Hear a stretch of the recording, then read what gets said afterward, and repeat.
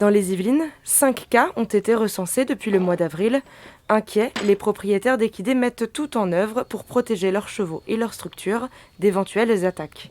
La partie écurie était déjà sécurisée avec des caméras et aujourd'hui on va essayer de remettre des caméras, de resécuriser la partie prairie, la partie qui est la plus vulnérable au jour d'aujourd'hui.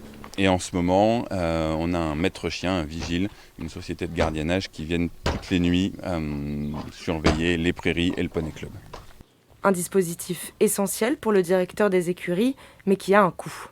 C'est un surcoût énorme pour les écuries, mais on veut rassurer nos clients. On a des chevaux de propriétaires, on a les chevaux du poney club, des enfants qui viennent toutes les semaines.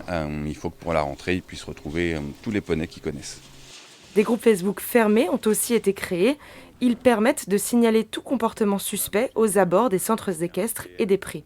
Dans les Yvelines, 2 cavaliers de la garde républicaine ont notamment pour mission de faire de la prévention auprès des équitants.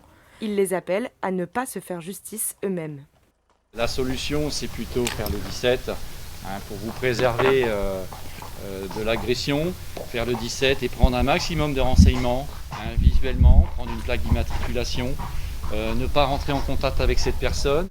Les gendarmes ont multiplié leurs services tournés vers le monde de l'équitation. Nous renforçons le contact auprès des éleveurs, des différents centres équestres, mais aussi des différents équitants afin de leur tenir une conduite à suivre, mais aussi les rassurer au maximum afin d'éviter qu'ils paniquent, quoi qu'il en soit. 15 000 chevaux et 800 propriétaires vivent dans les Yvelines. La gendarmerie les invite à se manifester pour se faire enregistrer dans leur base de données.